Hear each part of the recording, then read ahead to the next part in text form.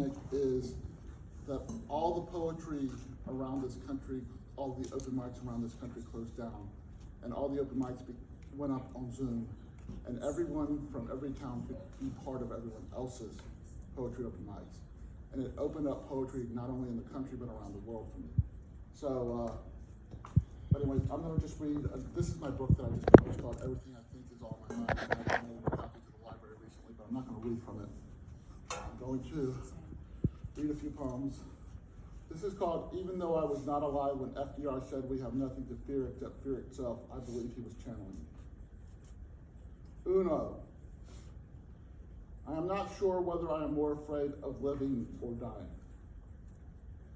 Dos. I am not sure whether I'm more afraid of the past or the future.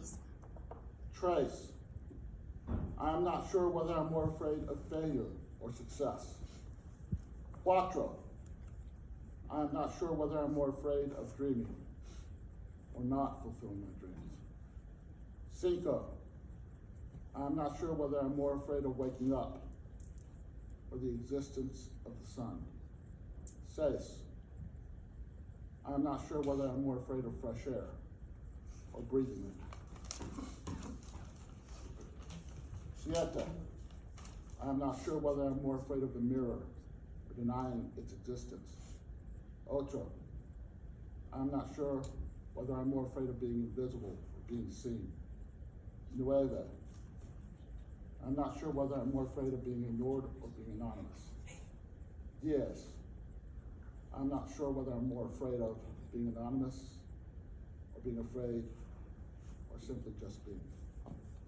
And then this is a narrative poem that I wrote after listening to a story, to a thing on NPR.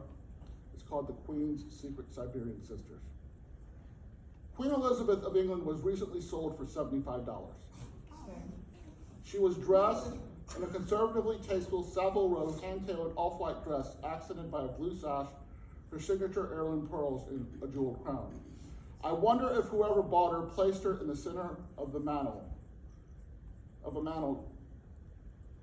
to the left of a set of unnested Russian nesting dolls lined up from small to large at the end of the mantle, and to the right of Aunt Gladys's Pride and Joy collection of ceramic roosters no one wanted, but now is a point of pride in the owner's home. In the middle of the night, when all the tchotchkes come to life, a la Night at the Museum, the nesting dolls try to teach Liz how to dance. They humor her every night when she can't get it quite right.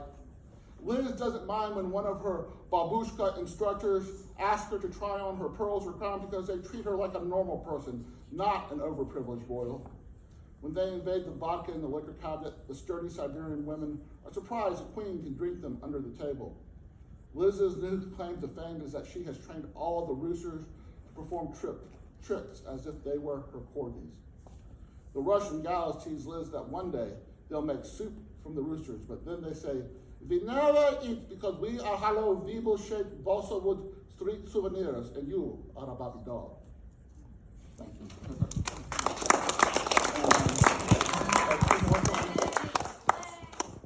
The first is called Our Most Honorable Warrior's Death. So many poetry people I know have said poetry has saved their lives. The same story is told in a million different voices around the world. Poets are warriors, poets are fighters, poets are Olympic pugilists. Our enemies, our nemesis, our sparring partners are simultaneously our mirrors in our past. Our present tense existences are fleeting moments in which we contemplate lives, decisions, relationships, families.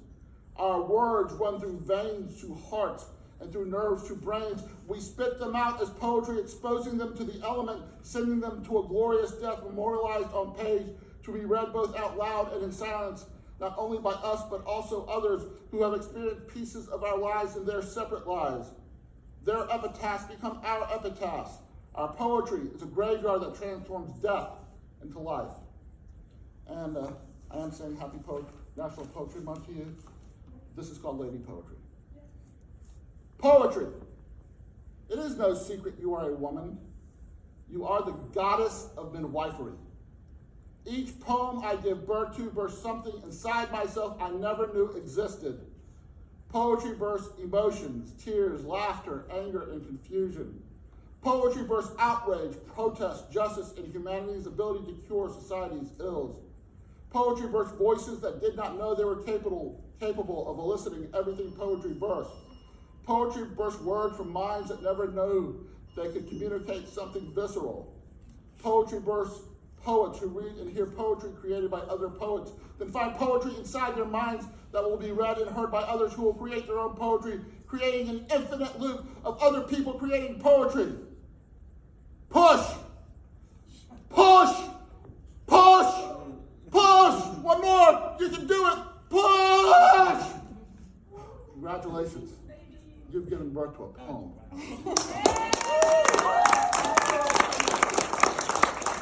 I just want to say it takes a whole lot of guts to get up there and read something by Eminem, and I want to just say that is really fantastic.